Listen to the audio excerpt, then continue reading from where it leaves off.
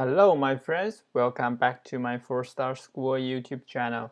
In the last lesson, we have talked about the text field. So in this lesson, I'm going to talk about the drop-down button, checkbox, radio button, switch, as well as the form validation. Okay, if you haven't subscribed to my channel, please hit that subscribe button and turn on the notification so you won't miss out my future Flutter tutorial. Okay, without further ado, let's get started. Let's back to Visual Studio Code. Here I already connect with my Android emulator with my VS Code, and also I run my application on Android emulator. As you can see in my main.doc file, and I only declare a staple widget since we need to keep track of the value we select in the dropdown. So we're going to maintain a state, and also when user choose different dropdown item, we need to set the state. We need to update the state and also update the page, right, using setState method.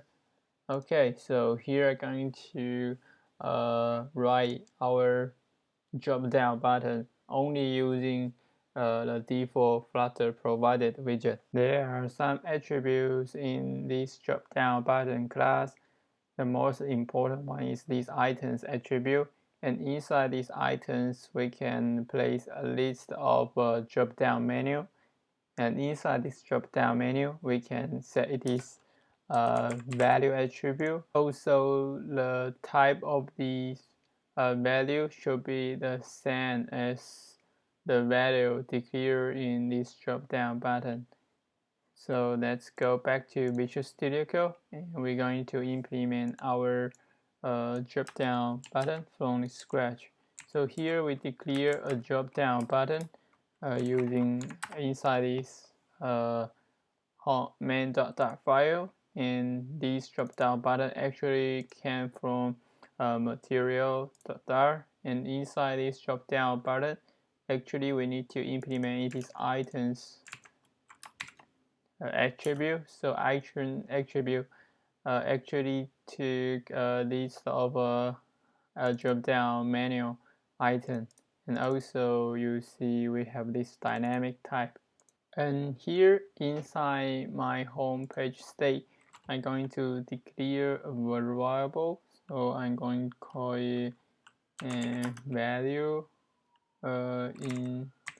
initial.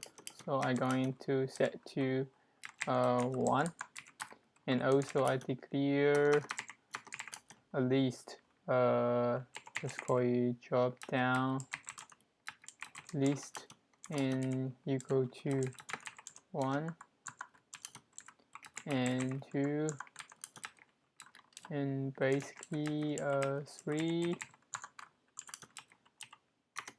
and 4. And also I think we can make this final, and we can specify these should be all the string, because in Dart language we have this type inference, so we don't need to specify what kind of data type in this initial, because it will definitely return a string, as you can see here. And also the reason I make this initial value like variable, I didn't make a final, because we need to update its value. We're going to change it, so I think I just call it selected.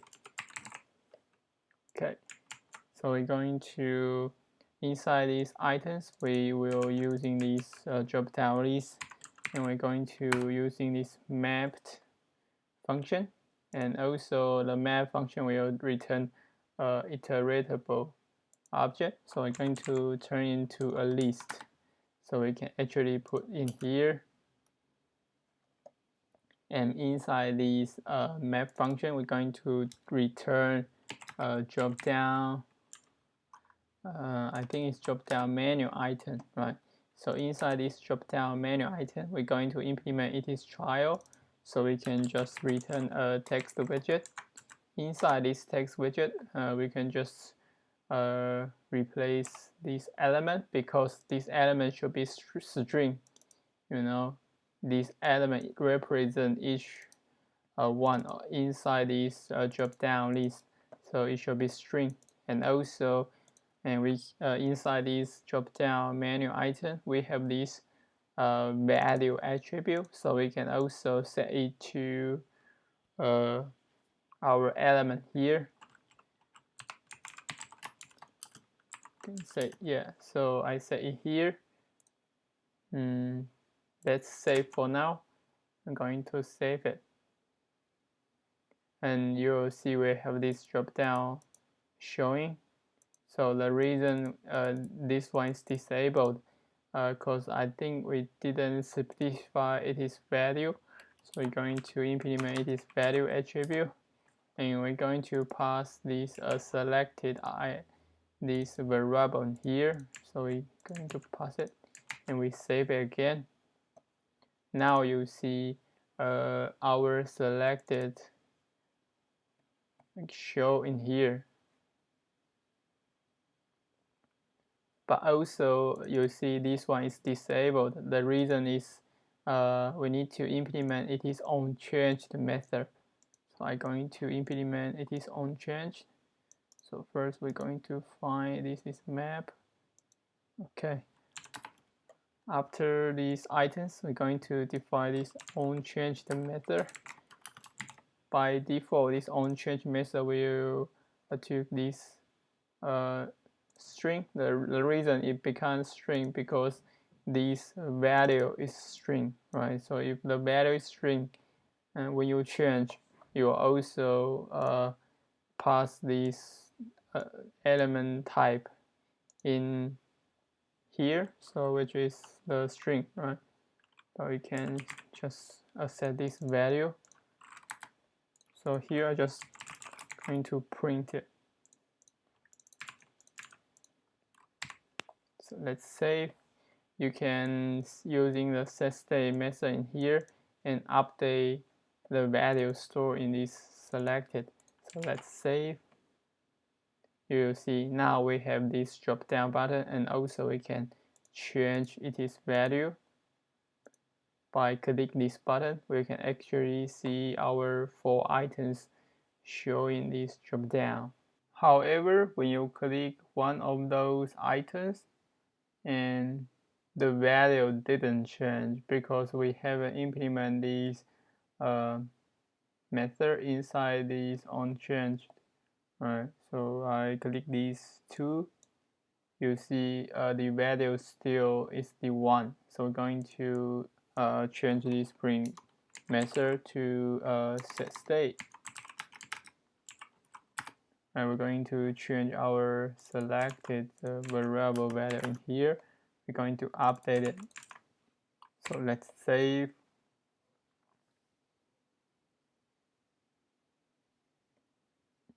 Okay, we need to change these to string, right? Make it nullable. Also, we need to usually you need to like this if a value no equals now, then you can set its value. Okay, let's save. And so here I'm going to change this value to 2, and you will see our drop down update our selected value, right? Okay, so 3, and this is 4. Let's change the data type inside this drop down list. For example, I change this to integer, and I'm going to change this string into a number 1, 2, and 3, and 4. And also selected value I'm going to set to 1. So when I change this value, you see actually this drop down menu, the value the element should be the integer. When you move your mouse, you will see this drop down have this integer value, so we're going to the integer. So for this text widget, the integer cannot be passed into this data. So we're going to use toString method, and also this we should change this one to integer. Then we save. You will see actually we change this drop down into a list of integer. Okay, that's all for this drop down button. And also you can change its icon. And here by default the drop down will use this arrow drop down icon. You can also manually set this icon. So for example, I'm going to set this icon to something else. I can use these icons data. I can use this arrow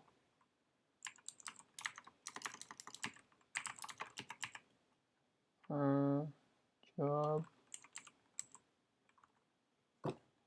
I think it's called downward. I'm going to change it to use this downward. So let's save, and you will see our drop down will change to this downward. And also you can change this icon size. You can make it a little bit larger. So for example, I change it to 24 and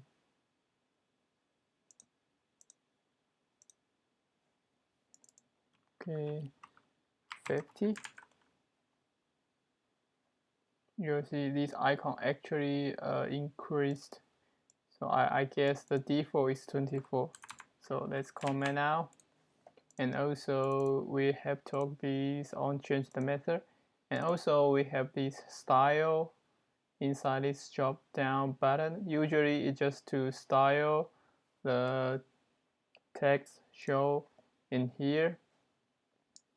So we're going to use this style, and also we pass the text style, and we change its color to red.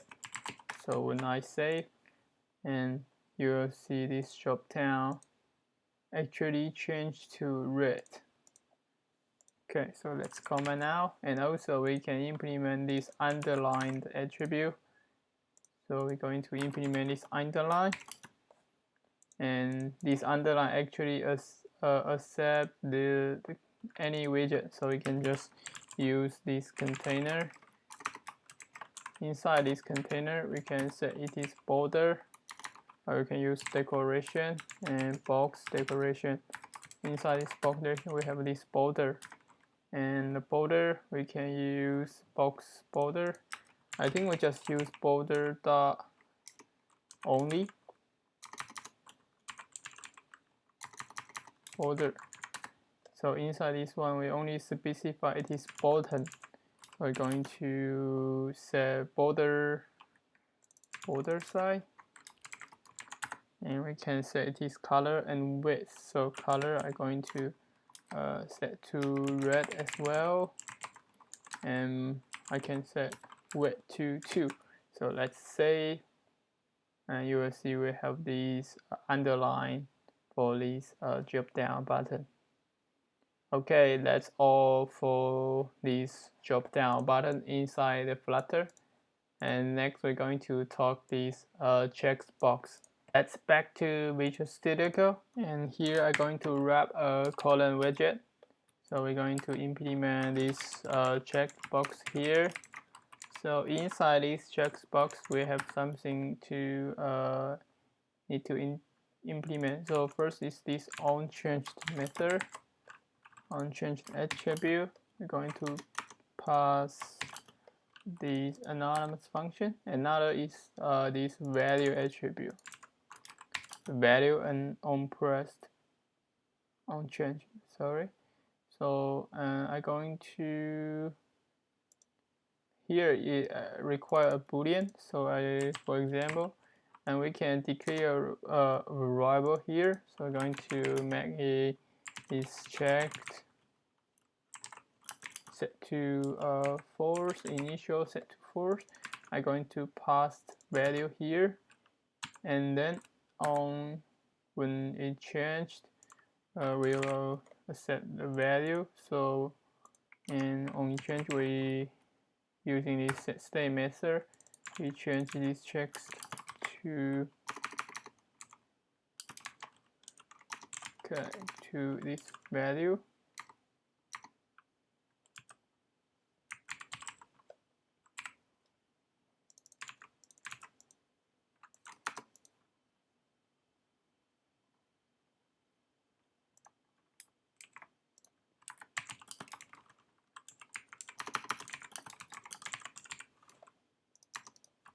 Okay, let's save, and we have this checkbox here. I'm going to specify main X alignment to center as well. So you see we have this checkbox. When I click it, actually you will see this box is checked, and then I can uncheck it, right? Because the check state is maintained by this is checked this attribute. And also we have this active color, so we can change these to something like a red active color. I can change to red, and I save. When I check it, you actually have this red color. Next, we're going to talk about this radio button. So to go back to Visual Studio Code, about this checkbox, I'm going to declare a radio button. And inside this radio button, we have a 3 attribute need to implement. So the first one is this value. So here I'm going to declare a variable, and I just call a for example, and I set this sex value to just to male.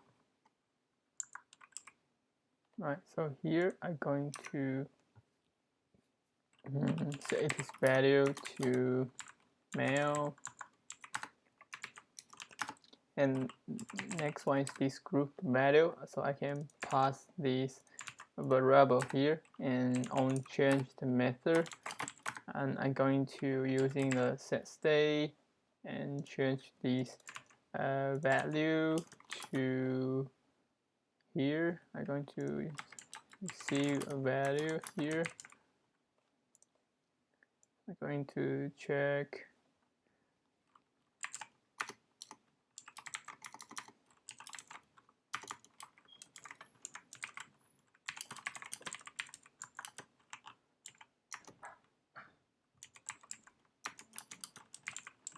okay. So another radio button, we can just copy another one, but we need to keep these group value the same, and also I'm going to change to female. Okay, and also I think we can give it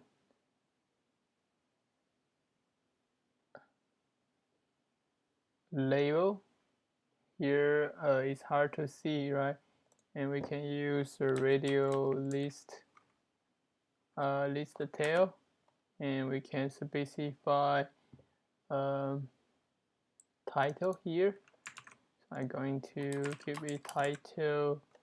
I think it set. Okay, it's a text widget. So I'm going to name it female.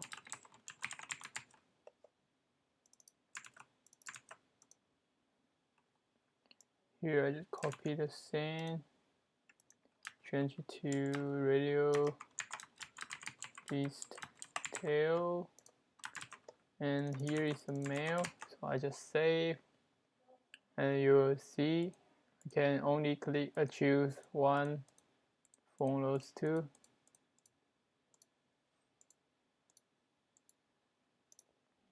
And when I select this one, my sex value will change to male, and when I click this female one, this sex value will change to female.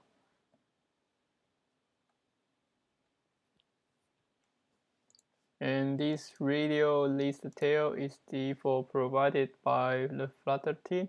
You can also implement your own radio button, and we can use the radio button along with another text widget and wrap into a road widget.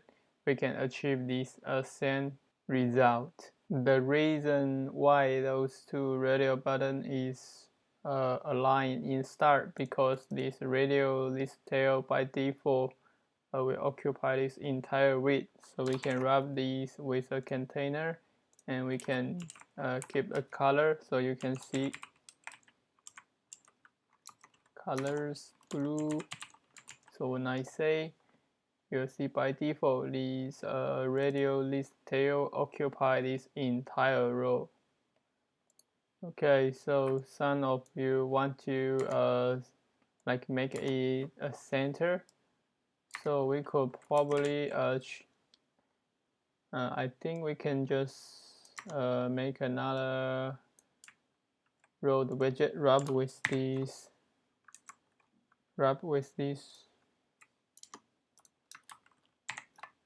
we wrap inside this row, and we have another text widget. We can name it like male, right? So when I say, and also we can using this main X alignment to center. So when I say, we will see this one actually in the center. Right? You can use this row widget, and cause you can change to its position. But if you're using this radio list tail, by default you also provide some useful attribute. For example, this title, subtitle, right? So for example, I implemented subtitle. We can choose choose your sex, right? You will show under this title. It depends the situation, what kind of radio button you want to use. Okay, so that's all for radio button. Next, we're going to talk this switch button. The switch button is the most easy one. So we're going to declare a switch button. So I think after about this road widget, we declare a switch widget. So inside this switch widget, we can implement this value. So we just set to true, and also on changed, we can. Okay, we still need to declare a variable. So I just it is on. So we're going to pass this variable here, and also in onChanged method, we're going to change its value.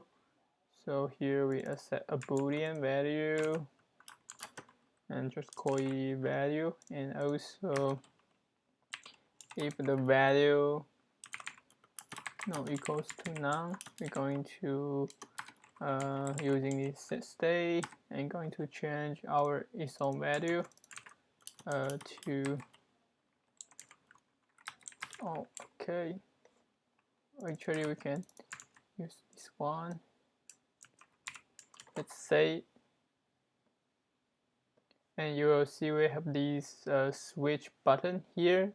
So by default it's false. When I click, it will change to true. Alright, it's very easy for this switch button. And next, I'm going to talk this form validation. Okay, so back to Visual Studio Code. Remember, we have talked about the text field in our last video. But if you're using this text field, by default it didn't have this validator attribute, so you cannot validate your form. But if you're using this text form field, and by default you have this validate data attribute, so you can actually pass a function to validate your input text, and inside this validator you can pass the function. So here I'm going to write a function, and you will check if the text field have the text. So we're going to save it, and you will see we have this input text shown here. And also I need to declare a button. So when I click this button, I'm going to evaluate our form. Right? So we're going to right here just validate. Going to validate our form. So on press. But before we can actually validate our form, we need to wrap this text form field into the form widget, which provided by Flutter 10. So we're going to wrap these text form field with this custom widget, and which is this form widget. So inside this form widget, we have this key attribute. So we're going to pass the key, and which we can use, which we can get the state of our form, and we can actually do the validation. And here we're going to declare this key.